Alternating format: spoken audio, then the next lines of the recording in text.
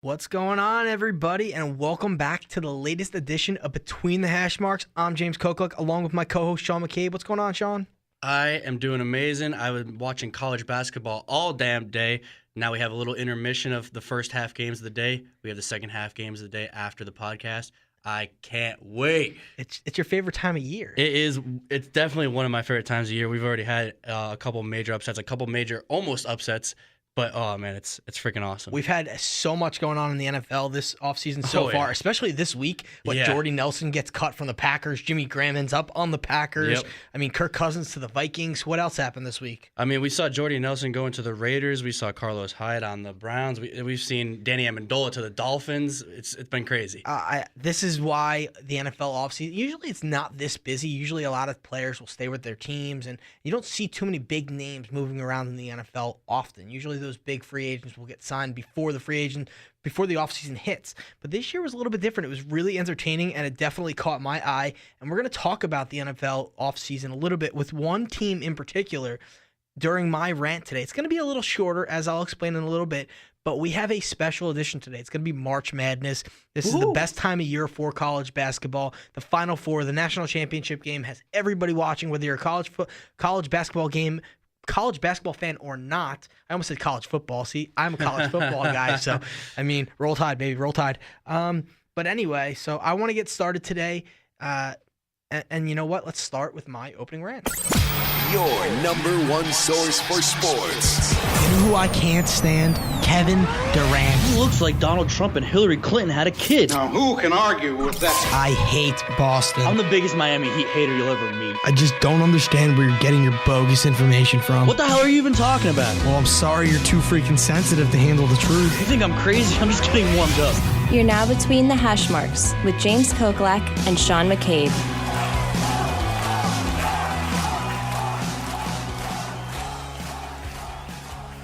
Now, usually for our opening rant, we like to go into great detail about a certain subject we agree or disagree with.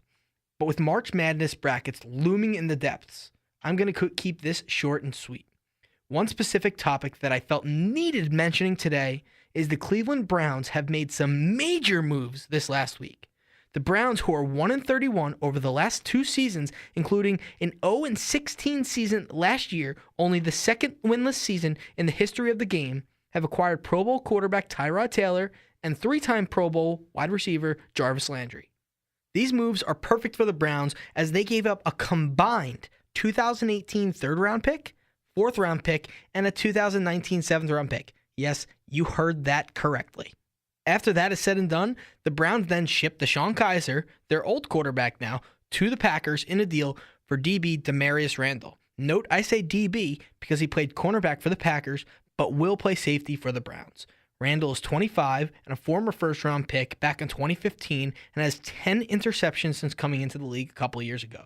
Another move that came later in the week, a bull of a running back, Carlos Hyde, has signed with the Browns, as Sean mentioned just a couple seconds ago, to replace Isaiah Crowell, who left to go to another dumpster fire in the New York Jets.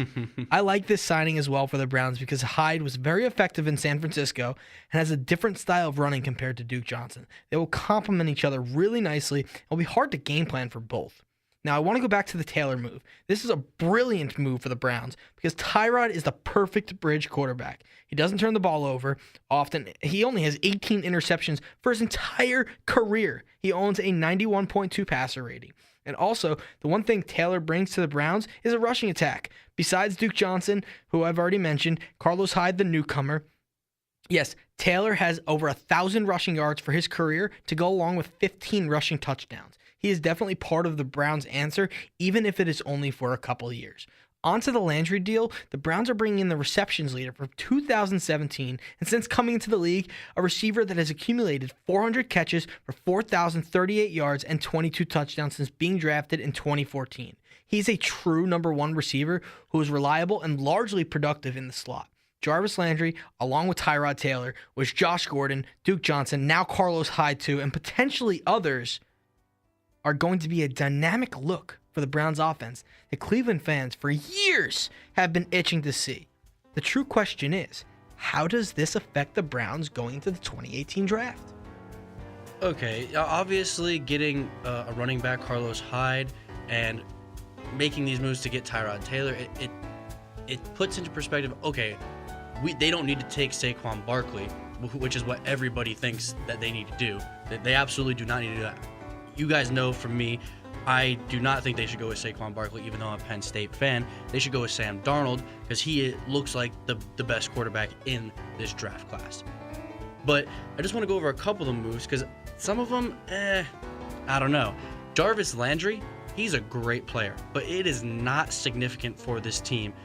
If Landry was going to New England, New Orleans, or Green Bay, where there's an elite quarterback, it would be huge. It would be one of the biggest signings of the year for any team. You don't think Tyrod can get it done? No, I do not. And here's the problem that I have with Tyrod. I root for him, but he's not really a guy I want on my team. He never shows up in the big moments. We saw that playoff game against Jacksonville, and Jacksonville's defense is amazing, but he couldn't do anything at all. No, he couldn't do anything. So he choked in the big moment. We have two Buffalo managements. They completely had a huge overhaul before the beginning of last year. Two Buffalo managements who do not like him. I mean, they made the playoffs last year, and they still got rid of him. What does that really tell you? His contract is abysmal. I know they had to spend money. They have a lot of room, so they had to spend their money somewhere. So at least that is being accomplished. But I don't want to rip on Tyrod too much because the move is okay in the circumstances you put it in, as he's going to be a bridge quarterback. He's not their franchise guy, but I don't think he's going to be something significant for this team. I think that this is a Buffalo team that made the playoffs, and they think they can be better without him. I think that Buffalo made the wrong move by giving him up, and I like this move for the Browns strictly because he's a bridge quarterback. He's going to help develop another quarterback, but he's a good one to learn from because he doesn't turn the ball over. He makes good decisions. Yeah, no, and he doesn't take a lot of chances, yeah. But he's kind of like an Alex Smith in a sense, but that could be good when you're trying to grow a young quarterback. So in that sense, that's why I like this move. And you know what? As far as Jarvis Landry, I do agree to that to an extent, but I think him and Tyrod Taylor will go hand in hand because he likes to throw those short passes. Yeah. And Landry is more of that slot receiver, even though he could be that true number one on the outside if need be. So that's why I like these moves in that sense. But I mean, this team is going to look totally different next year. Yeah, absolutely. I just want to ask you a question here. How many wins do you see this team having? I see them having, depending on draft. Now, this as of right now. As of right now, 6. If they draft as well as I think they can, they have 2 of the first 4 picks. And I think they have 6 in the top 3 rounds. What do they have to do with those 2 picks? They need to draft a quarterback first overall. That's plain and simple. You don't care who it is. It just has to be a quarterback. The best one that they think is available, you take him, you let him grow under Tyrod. And are you saying they have to take that person first or fourth? First. You want the choice. You don't want to be left with whatever anybody else with. Totally agree. At 4, if Saquon Barkley's there, I don't know if I'd take him just because of the pickup of Carlos Hyde. You already have a Duke Johnson. Yes. They will go hand in hand. I think I'd take a Minkah Fitzpatrick there. He's going to be he's the smartest player in this draft. And if not Minkah Fitzpatrick, I do like the O-line out of Notre Dame.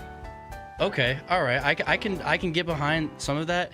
I want to touch on the defensive back they got. You mentioned that as one of their big moves. I like getting rid of Kaiser. That's a positive. Randall. Yeah, Demarius Randall. I like getting rid of Kaiser. That is obviously a plus. But Demarius Randall, I've been telling you this the whole time. You build a defense inside out, not outside in. You're talking about Tyrann Mathieu off the air that you want Tyrann Mathieu to go to the Jets. I'm telling you, dude, no, they need linebackers. They need the pass rush, and then build outside. And you just want them to get stars. I understand that. I just want some quality players on this team. Because if you don't have any quality players, that's the one thing with the Jets. And I think I talked about this with you off air. I may have talked about it with other people too. I know I did with other people, in fact. The one thing, I know I'm kind of going off really quick, but I'm just going to mention it, is that you're the Jets. You play in New York City, all right? The media is the toughest place to play in New York for any sport, especially football. You are the little brother to the Giants, who's beaten the Patriots twice in the Super Bowl and are considered elite franchise in the NFL. Okay, that's 2 points. 3, cost of living is high in New York. 4, taxes are high in New York. I mean, the list goes on of negative things, and the team stinks. The team stinks. Why do you want to go play for a team that has no star players? They stink. The cost of living's high. Taxes are high. I mean, you're the little brother to the Giants. The media is going to ground you guys every single day of the week, 24/7. But when you have a star player like Tyrann Mathieu and Jamal Adams in your back end, that brings it. That's gonna show to other players, to D linemen and to offensive linemen, hey, these guys are serious. They want to win. They want to take over that top spot in New York and be the big brother and make the Giants the little brother. And I think it starts with getting good players like Tyrann Mathieu. See, I completely disagree with you because you look at the Cleveland Browns when they had Joe Hayden and Deshaun Gibson, who's now for Jacksonville. Those were 2 star players, 1 safety, 1 corner, and they did not win any games with those players. And now they're both not on the team. It seems like it's the cycle. It's the continuous cycle. I don't think it was those players' faults. I'm not saying it's those players' faults, but you're paying players that aren't really going to have a huge impact on the team. And that's my argument against Tyrann Mathieu, and that's why I don't really believe in this cornerback. Who, yeah, he has some nice interceptions over the past couple of years, but it's not doing it for me. It's a nice piece, but. To me, it's not going to make any significant difference. With the new quarterback, Tyrod Taylor, new running back, Carlos Hyde, a new wide receiver, Jarvis Landry. Yes, nice pieces, but that means nothing when you don't have anybody blocking for them. And Joe Thomas just retired. They just lost Joe Thomas, who's going to the Hall of Fame. So it's like, to me, they absolutely need to take that second quarterback and not rush him in, whether it's Sam Darnold or Josh Rosen or whoever. Then not rush him, let him build for a year, and if the Browns at least 2 years. Let Tyrod finish his contract out. That's what I would do. Yeah, no, I have no problem with that at all. I mean, we saw that's how you groomed Aaron Rodgers, that's how you groomed Jimmy Garoppolo, that's how you groom these quarterbacks. Tom Brady wasn't supposed to play as soon as he did, but he was groomed as well. Yeah, exactly. He actually had a full year under Drew Bledsoe in that system. So that's the kind of thing that they need to do. And with that 4th pick, unless Saquon Barkley is there, you need to take the offensive lineman out of Notre Dame, Quentin Nelson. Yes, absolutely. I think you take the best player available at 4 if you can for the Browns. I just have a question for you. Okay. 2 questions. Okay. I'm going to make a statement very quickly. If the Browns draft well and do what I think they can in the draft, I do think that they get 9 wins this season and go 9-7. But at the moment, without the draft picks, without the draft and signing more free agents, I do have them at 6-10 next season. So that could change, but we'll see closer down the line. 2 questions for you. What is Joe Thomas thinking with the team finally on the rise retiring now? And 2, how many wins do you think they'll get if they draft well after all these moves? So Joe Thomas, I've heard interviews of him with him just after the season. They down Super Bowl row, they have all those radio shows, and I know he was on one of them. And I heard that Barstool Sports was offering him a gig. If he just, I guess he's friends with the former punter for the Colts. Pat McAfee. Yes. Yeah, so he works with Barstool Sports now, and I guess he's good friends with him. So I guess it's something that they would do together. But I think he thinks, look, I'm a Hall of Famer. I've made a hell of a lot of money. I've played, 10, 12 years in this league. I can retire, go to the Hall of Fame. Yeah, I'm never going to win a Super Bowl. But also, if I'm like either a New England or Minnesota, I'm reaching out to him because those are the teams, especially Minnesota. They need to protect Kirk Cousins. That is the biggest flaw with Minnesota right now. And New England, they just let Nate Solder go, and he's going to the Giants. That's a huge loss for New England. So I think that's what Joe Thomas is thinking. He's like, I don't want to get beat up playing for this trash team again, another year, another. What is it? You feel like you are running into a garage door every single play. He doesn't want another 700 of those this season. It's understandable. It's definitely understandable. And with CTE so big right now. So yeah. I get it. Your second question, how well do I think the Browns will do if they draft? Well, you say they're going to go 6-10 right now. If they have the good draft, and they'll go 9-7. I say if they have the good draft, they'll go 6-10.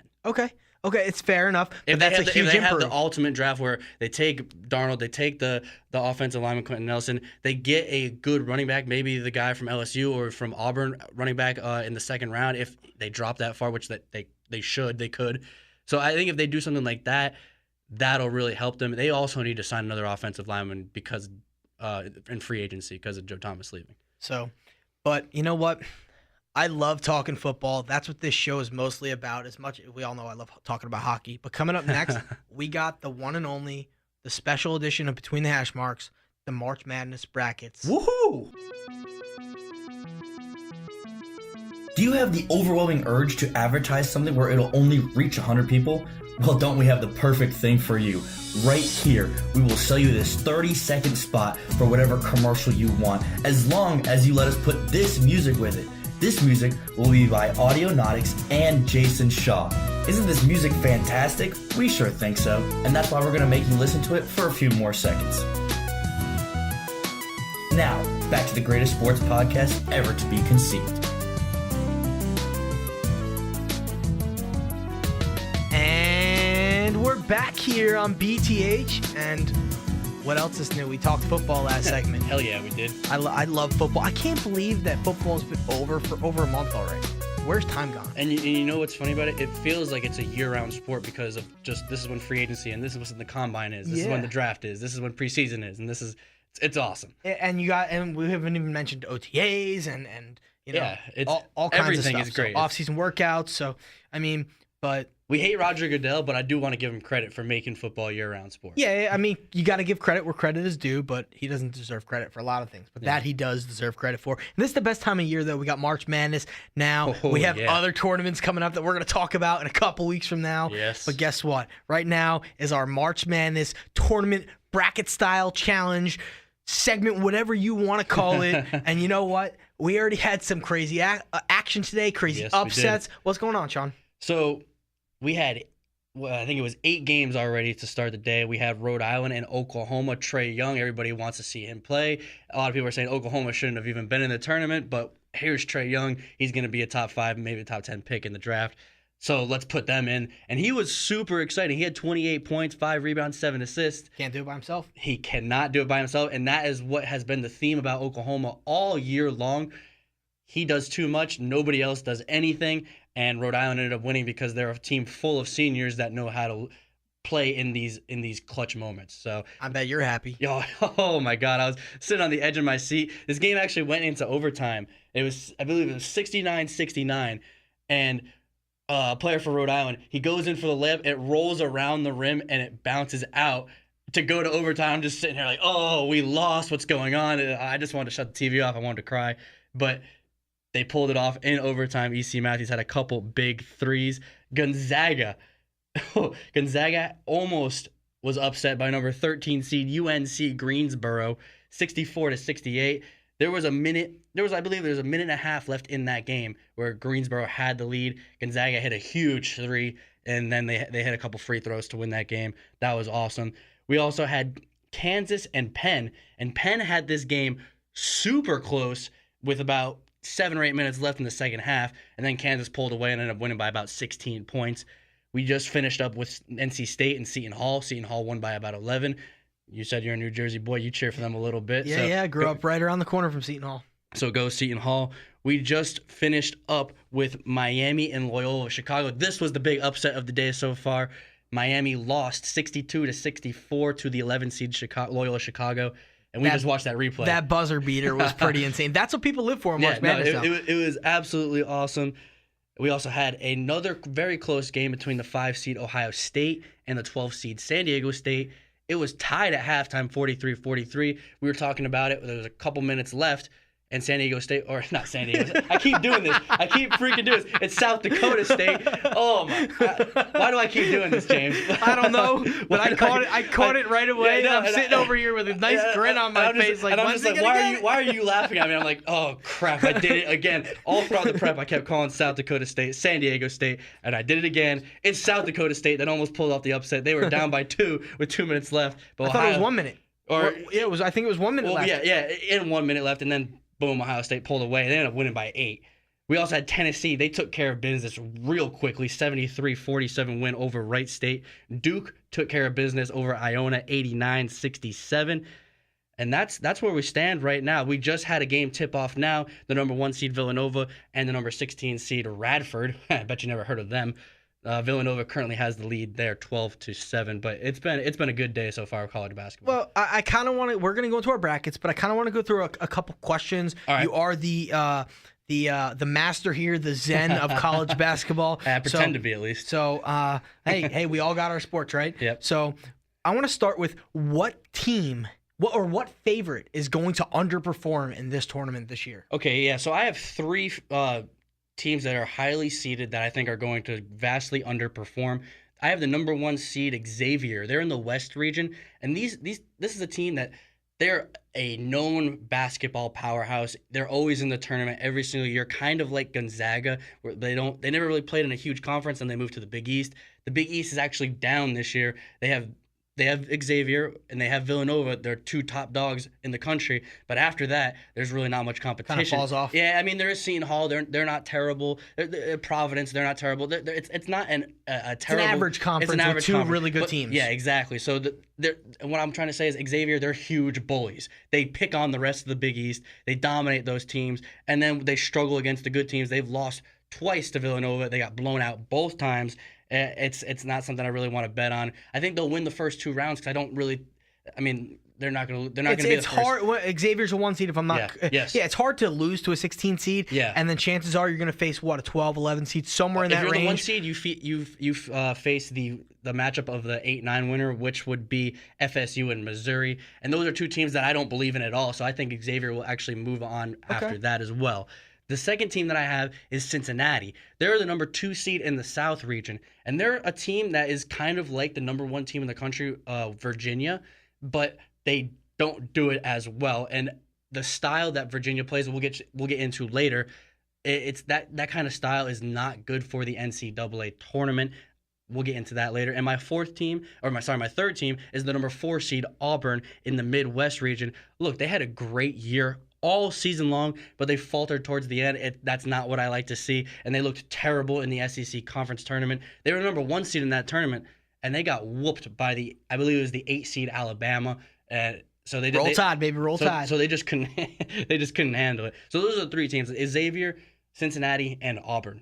But Auburn does have a pretty good coach, Bruce Pearl. He's been around a while. He's well known in the college basketball community. Which teams got snubbed from the tournament this year? The teams that got snubbed this year, I also have 3 teams. Notre Dame, they didn't have their best player, Bonzi Colson, for half of the year. They were really good with him. Last year they had him. He was ACC Player of the Year, and because of him on the team, the Notre Dame actually won the ACC tournament last year. But he did not play for about half the season this year, so they're not good without him. He comes back. They destroy a Pittsburgh team that's not good at all. And then they almost beat the number 1 team in Virginia. I believe that game was in Virginia with him.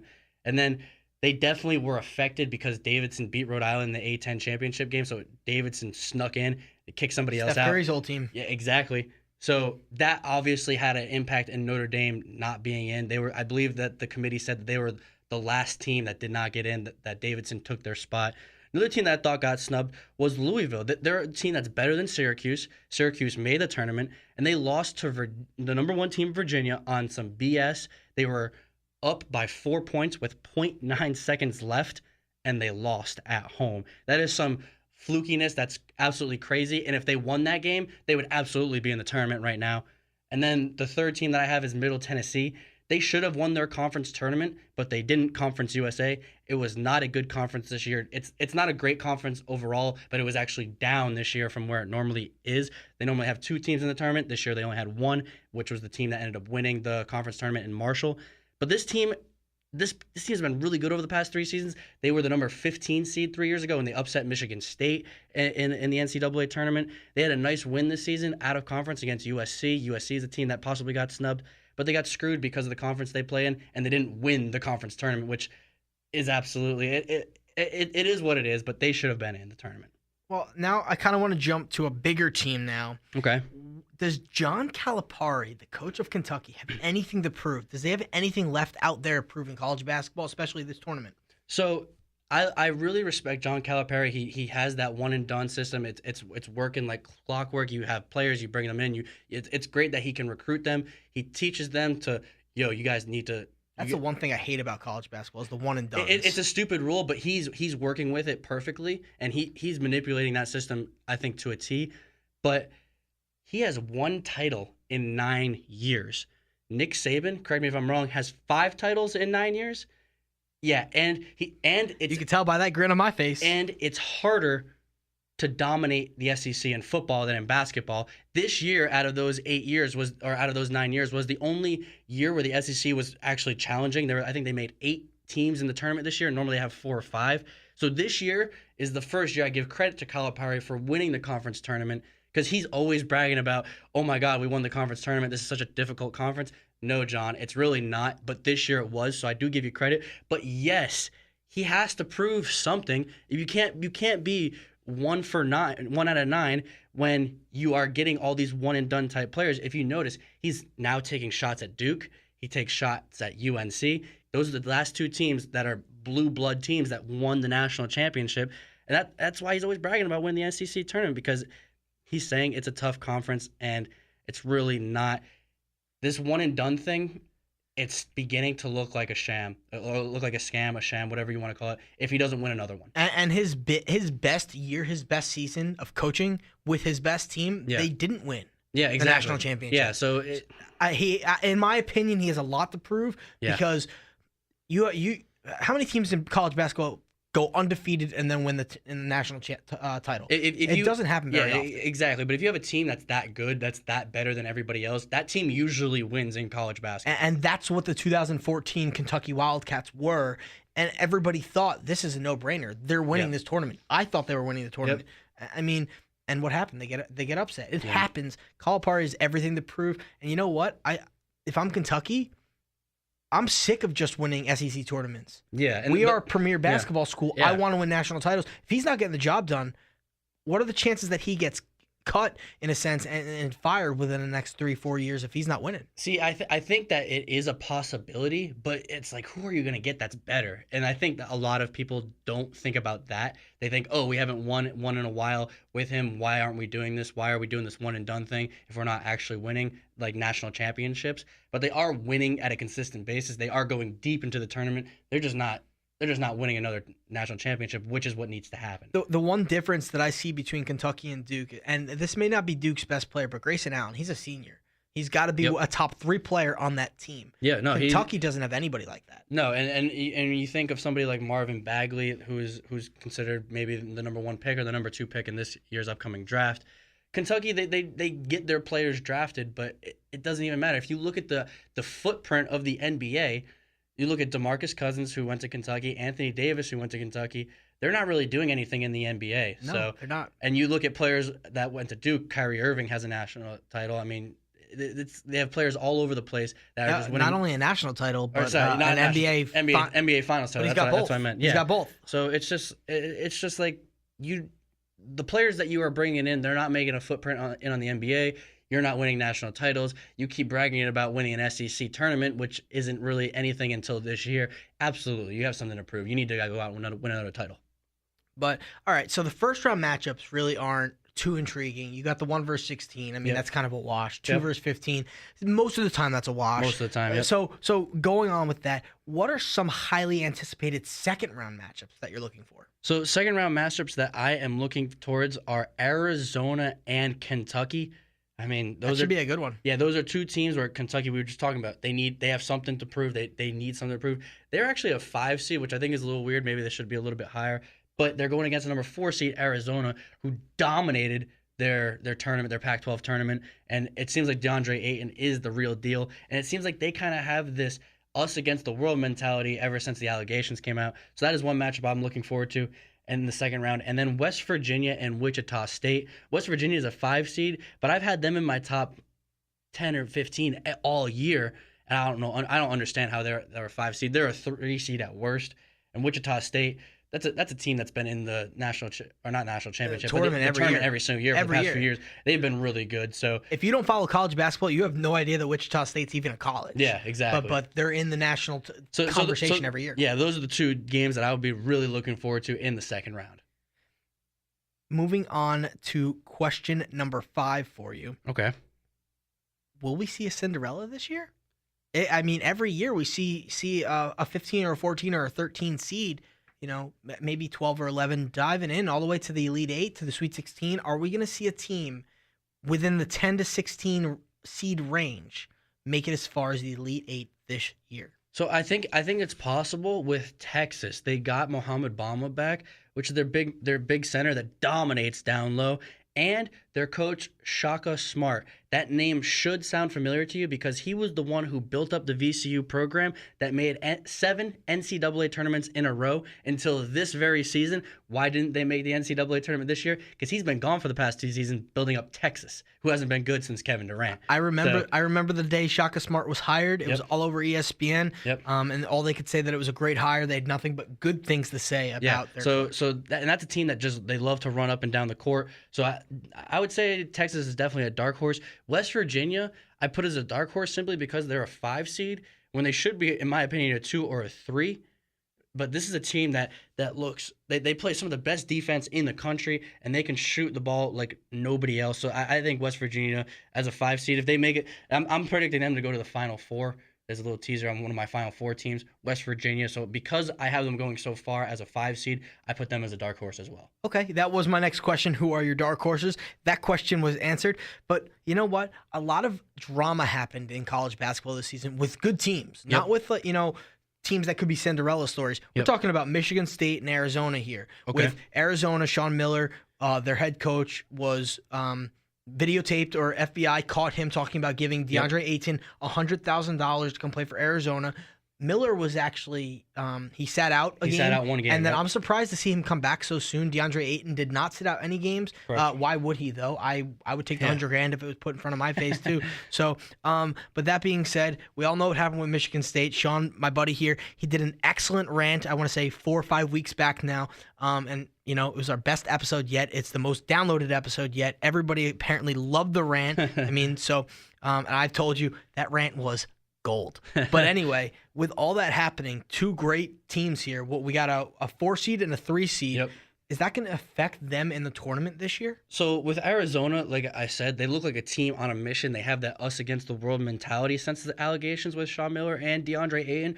But Ayton has been absolutely insane this entire season, and he was even more insane in the Pac-12 tournament. So I could see them making a huge, huge run. But Sean Miller teams in the NCAA tournament have not been clutch. Even when they're number 1 seeds, they perform as well when they're number 8 or 9 seeds. So they usually win a game and then they're bounced, maybe sometimes the Sweet 16 and then bounced after that. But this is a great coach, and for whatever reason, his teams seem to disappoint year in and year out. But I really do think this year is different. However, there is that potential second-round matchup against Kentucky that could hinder absolutely everything. And if they win that game, then they'd have to most likely face Virginia, who is an absolutely tough team. So, if I'm not mistaken, Virginia was unranked to begin the season. They were, which unbelievable, mind blown. And now they're the number 1 overall seed in the tournament. With Michigan State, I think there's more of a likelihood of them to falter, but I do not think they will. This is a team that got a 3 seed. They should not have been a 3 seed at all. They should have been a number 1 seed over Kansas. So I think that, and they were placed in the toughest bracket in the Midwest.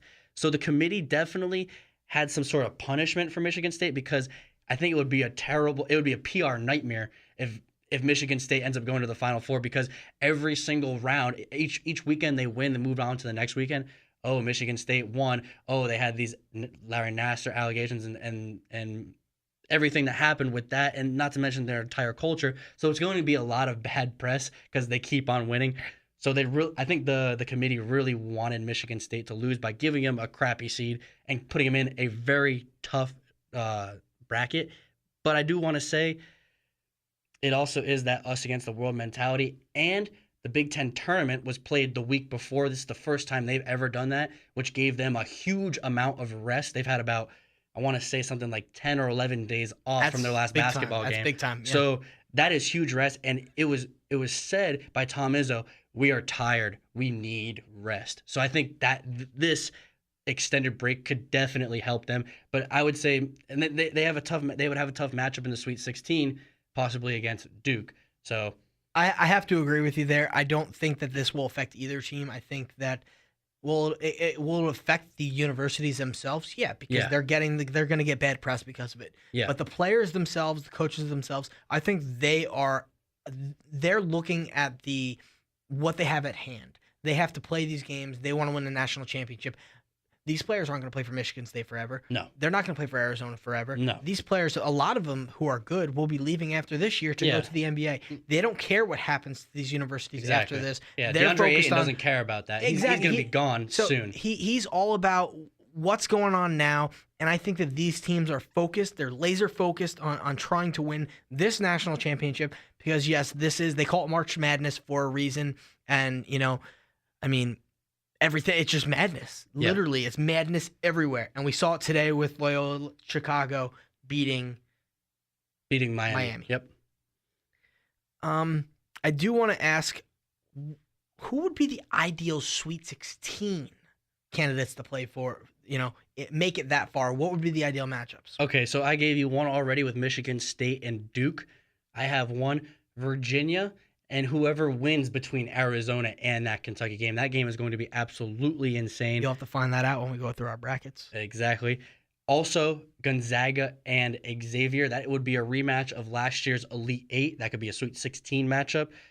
We also have Michigan and North Carolina, and Villanova against the winner of West Virginia, Wichita State, which is that second round matchup I told you guys to watch as well. I think where the Sweet 16 is where things really start to get interesting. It's my favorite round. So we're going to skip over the Elite Eight. We'll start with the Elite Eights in our brackets. Okay. What is your Final Four and why? What would be your ideal? It doesn't have to be what you have on your bracket. What's your ideal Final Four? My ideal Final Four. Well, you have to put Duke in there. They would be coming from that Midwest region. It's a blue blood powerhouse. And then if you took Villanova from the one right above it, so it'd be Duke against Villanova in that Final Four matchup, I think that would be quite ideal as far as what people want to see. And then if you went with Virginia, if you could take Virginia or Kentucky or Arizona, one of those three teams, and if they would face UNC, that would be an awesome matchup. If you can get any of the blue bloods playing each other, which Kansas, Kentucky, Duke, UNC, and then maybe teams like Michigan State or Villanova, or maybe even at Arizona in there. You could put a Gonzaga in, a team that's always known like that, lesser. Those kinds of teams. Any matchup of that would be ideal for what the NCAA tournament wants themselves. Last question for you before we get into our brackets. Okay. What is your ideal national championship game? Who are the two teams that you want to see go throat to throat and go all out and cut down the nets? Okay, it's kind of the same thing that I would just like to see, even though I hate both of these teams. Duke and Kentucky, I think, would be the one that would bring in the most attention, the one that I would definitely tune in for. Even though I hate both of those teams, I would definitely watch it because, there's just so much bad blood between them with going back to Christian Laettner and just everything that's happened between those programs over the course of the past 30, 40, 50 years. I think my ideal matchup would be Duke, North Carolina. Okay, yeah. But those games happen twice or sometimes three times a year. But no, that's why I think would bring that extra rivalry absolutely. because they play twice a year, plus in the tournament, which their ACC tournament, I should add, which would make it three times. Usually they play in the finals. Yes. So I would love to see them face off in the finals. But I want to get into our brackets now. Where should we start with the brackets? First round, second round. We kind of know who's going to win in there. We kind of went over the upset that already happened. Yeah. So just other early round upsets that I have here. Cool. All right. So I actually picked Loyola Chicago. That is one that I'm going to pat myself on the back for. Boom, boom, boom. But at the same time, I'm going to say, and I'm going to get it right this time, South Dakota State. I picked them. Unfortunately, they did not make it past Ohio State. I had them as well. Okay. Well, hey, we can't win them all, right? Nope. But I do want to also point out a couple others that have not happened yet. St. Bonaventure Bonnies. They are taking on Florida. They played in the play-in game, and they beat UCLA already on Tuesday night. They're now playing against Florida. I like those teams. If you ever watch the tournament, these last four teams that make it in, people are always like, oh, this team shouldn't have made it in. This team shouldn't have made it in. And then that team ends up going to the Sweet 16, or they pull off some kind of crazy run. So watch out for the St. Bonaventure Bonnies. I also do like, I said San Diego State before by mistake, but I actually do like San Diego State to pull off the upset against Houston. Houston's a team that went to their American Conference Championship game and they lost. And I think that they're too tired. They played all the way till Sunday and they have a game today. So I think they're going to be exhausted from that. And not to mention they lost that championship game as well. And my final pick, I want to take College of Charleston. They had a tough out-of-conference schedule. They won a couple of those games. I know they went to Rhode Island and they lost by like 6 points. They had a really tough schedule, and I could see them beating Auburn. They're a 13 seed, beating Auburn, and they dominated their conference too. So that's what I like to see from these Cinderella kind of not necessarily Cinderella performances, but just those matchups themselves. And I think the College of Charleston could really do it. And then also possibly Texas over Butler. I like that one as well. I've got Texas over Butler. I've also got St. Bonaventure over Florida. Those are the... Sorry to interrupt. I didn't mean Texas over Butler. I meant Texas and Butler. They're both 10 seeds going against their 17 matchups. So okay. I like both of them. I don't have Butler going winning, but I do have Texas winning. Do I have Texas going pretty far in this tournament? We'll have to wait and see and find out. But just a little update on a score. The last time we checked, I think the score was 12-7. Yep. Villanova, now they're up 31-8. So yeah, and we actually just had another game start with Davidson and Kentucky. Kentucky is up 10-8 with 15 minutes left to go in the first half. My last upset, should I say, that I picked was St. Bonaventure over Florida. So okay. I didn't take too many upsets. I am trying to win the perfect bracket challenge here, so I'm trying to. I know I want to take those upsets, but I'm trying to be realistic. I did a little bit of research, finding out, who has the best chance of making that Cinderella run, and you know what, Texas was one of them. So moving on to let's go right to the Sweet 16. Okay, let's jump right to the Sweet 16. I'm gonna read you off who I've got, and I want you to guess who do I have. Let's see where we compare here. I got Arizona versus Virginia. Who's winning that game? Virginia's going to win that game. I've got Arizona. Who's winning between Tennessee and Texas? I like Texas, but I think Tennessee is going to pull that one off. I've got Texas in that. I've got Texas going to the Elite Eight. So that's funny. We actually have the same 4 teams in that Sweet 16 round, but we have the opposite teams moving on. I have Virginia and Tennessee moving on in that bracket. That's fun. I took Texas strictly because of their center. Yeah. It is the most important position in college basketball, in my opinion. Xavier Gonzaga. I have that same exact matchup, and I'm taking Gonzaga. I got Xavier there. You know what? The Zags, they're a lot of times they're a number 1 seed here. They come in, they're a number 1, number 2 seed. They're always really high, and then they kind of fall off in the Sweet 16 in the Elite 8. They never really make it as far as everybody thinks they will. I'm taking Xavier here. Houston, North Carolina. That might be where we differ because I know you did not take Houston. I didn't take Houston. I took San Diego State over them, and I have Michigan beating San Diego State. So I have Michigan against North Carolina. But if you have North Carolina and Houston, you got to go with North Carolina in that one. But in my matchup, I'm going Michigan over North Carolina. I think they're a scary team. Okay. Yeah, I got North Carolina over Houston. No surprise there. There's not an upset going on. Villanova, West Virginia. Villanova, West Virginia. See, this is funny because in one of my brackets that I have for money in a pool, I actually took Villanova, but in the bracket that I have you and I going against each other and on the page that I put up, I took West Virginia. Well, you know what? You got to take risks in this tournament. That's what makes it fun. If you just take all the best teams, and there's no fun in that. No. So, but at the same point in time, Texas Tech and Purdue. Tech and Purdue. I actually have that same matchup as well, and go Texas Tech. I'm picking them. I've got Texas Tech as well. Last 2 matchups of the Sweet 16. We've got Kansas versus Clemson, and we've got Michigan State versus Duke in my brackets. Who do you got, and who do you think I have winning? So I actually have New Mexico State upsetting Clemson. That's one of my upsets, and then so I have New Mexico State and College of Charleston matchup, a 12 versus 13. College of Charleston winning that, but I have Kansas beating whoever that they have to play. No matter who it is, Kansas is winning. Okay. All right. So I've got Kansas beating Clemson. And for Michigan State, Duke, I'm just going to throw it out there right now. I've got Duke winning that, moving on, beating Michigan State in the Sweet 16. Same here. Okay. Let's move on to the Elite 8. I know the Sweet 16 is really where everything gets started, but the Elite 8 is really when you start to get nervous. Are we going to make it to the Final Four? Are we going to do it? Do we have the team to do it? Let's see. Do any of these teams have to do it? Arizona versus Texas. That's who I've got. Who do you have? I have Virginia against Tennessee, and then Virginia in my Final Four. All right. I've got Arizona versus Texas.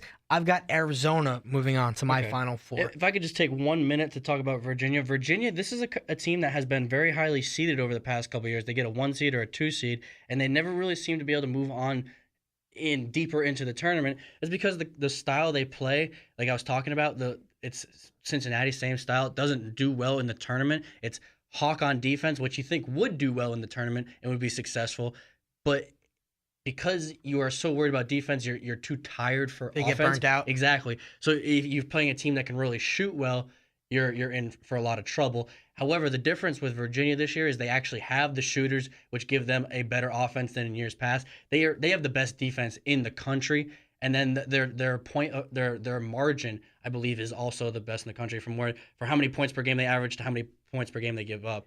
It's the best in the country. So that's why I like them this year as opposed to any other year that I've seen Virginia in the tournament. Well, let me hinder off of that. Let me ask you a question about Virginia. Why did they go from unranked to begin the season? Why were they unranked, and how did they get to number 1? Well, in all honesty, nobody really knows what they're doing at the beginning of the season. Nobody knows any of these teams at all. So it's just, it's Virginia has a disappointing tournament in last year. I believe they lost in the second or third round, and that just frustrates people. And so going into the next year, they're looked at as this team that really can't get it done.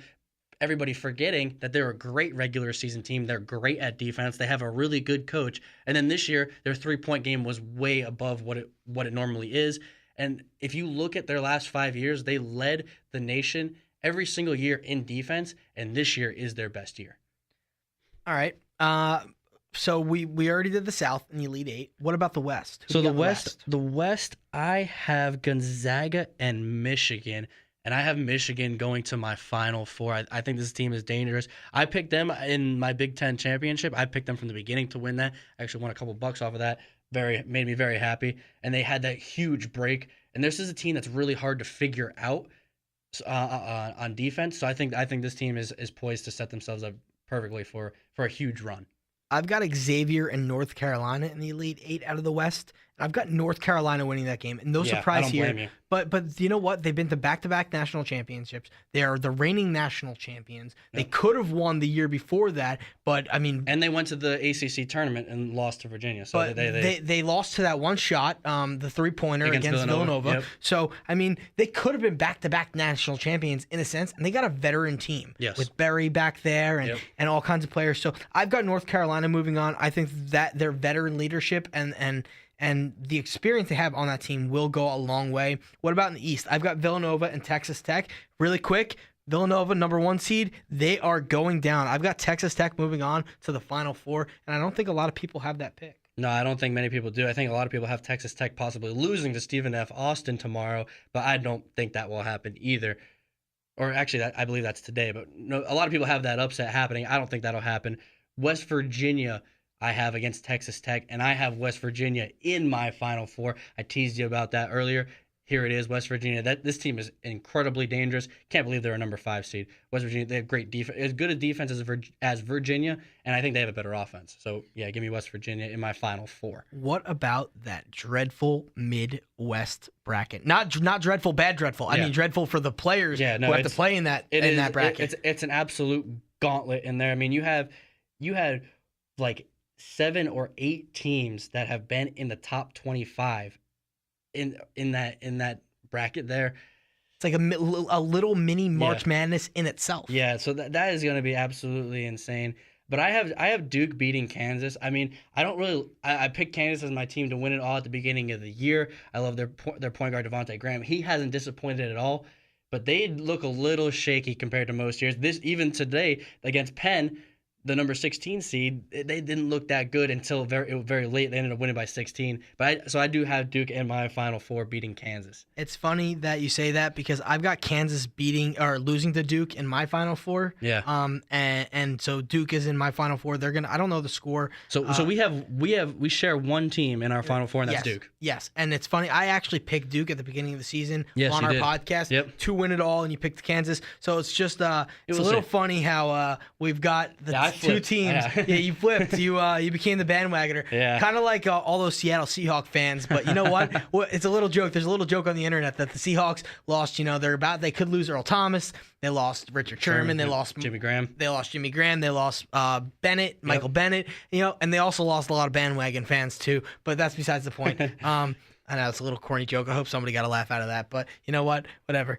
So moving on, Final Four. I was gonna ask you in the questions before, but I kind of switched it up to make it ideal. What is your Final Four matchup in order? So I have Virginia taking on Michigan, and this is where Virginia falters. Michigan, they shoot too well from beyond the arc to really have that defense on them.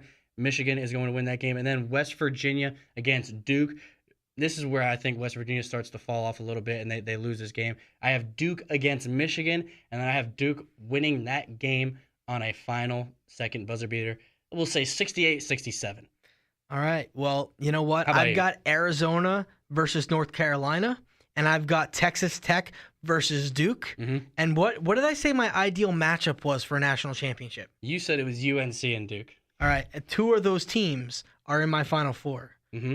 But here's the thing. You're setting yourself up for that potential matchup. And I picked Duke to win it all. Yep. But I've got Texas Tech beating Duke in the Final Four. What? Yes, I do. How could you do that? That is my upset of the tournament. That's the upset that I took. I know it's not crazy because it's really a 3 versus 2 seed, but No, but it's ballsy, though. Nobody has Texas Tech going all the way. So I've got Texas Tech going all the way with North Carolina. North Carolina will be there for a 3rd year in a row. They're gonna beat Arizona. I think they'll take them down handily. I think Arizona at that point will be winded. I think that the inexperience on that team will damper their chances of winning a national championship. So my national championship is going to be North Carolina versus Texas Tech. And who do I have that? winning? I've got Texas Tech cutting down the nets 77-76 on a long 3 to win the game. Whew, wow. You know what would be actually crazy? This Final Four is going to be in San Antonio. So if Texas Tech is there, they're going to be a tough out. They're going to be a tough, and usually tough the out. Final Four's in Indianapolis. Yeah, So they change it up every single year. So like, they put it where the big stadiums are. I know they've had it in Arizona before, where the University Arizona of Cardinals. Phoenix. Yeah, exactly. So yeah, wow. All right, Texas Tech. More power to you because I haven't heard that, and I think that's a really ballsy pick. So good for you. You know what? And if they win, you're the only person that can really. I haven't seen any other brackets that have had Texas All Tech. right, well, let's go Texas Tech. Let's go Rail Raiders. I think that's what their nickname is for their team, the Rail Raiders. Red Raiders. Red Raiders. Who are the Rail Raiders? No, that's the Yankees farm system team. Okay, all right. I don't know where my mind is today. It's been a long day, And guess what? We're in the studio again. We are at iHeartMedia Studios. And don't forget to follow us on Facebook at Between the Hashmarks, on iTunes. Download our podcast right from the podcast store. We're going to be on iHeartMedia hopefully soon. Very soon. We are getting that in the works. We should be on Google Play soon as well. We're going to be on Google Play soon. We are working hard, hours after work, doing all kinds of stuff, prep, research, everything, you name it. We do the production for this show. We edit it down. We put Every the music single behind thing. it. We write it. We write it. We do everything. There is nobody here helping us, and we appreciate the listeners. And you know what? We just went through our March Madness special. So again, who do you have in your national championship? I have Duke beating Michigan 68-67. All right, so we got Duke. So at the end of the year, we've got the team that I chose to win it all. You know what? If I'm being real with myself, I think Duke's going to win it too. But I'm trying. I want to. You just don't want to jinx them. Yeah. Well, not only that, but I do want to see another team in there. Duke always. They're always in the mix. It's nice to see another team. Just like last year in the NHL, the Predators go all the way as a 16 seed. But it's always the freaking Penguins. Screw the Penguins. Oh, I can't stand the Penguins. And we know got another a Penguins fan out there. And there's a couple other teams that are always in it that everybody hates too. Screw the Yankees and screw Crimson Tide and football. I'm just messing with you. We also got the Patriots and the Red Sox out there and the Celtics too. And you know what? But that's what happens when you're a fan of big city teams. Yep. Everybody hates them Everybody's unless a you're a hater. fan of them. Everybody's a hater. But coming up next week, don't worry, we haven't forgotten about you. We have baseball. We are bringing back the final quarter. We have my opening rant. You're listening to Between the Hashmarks.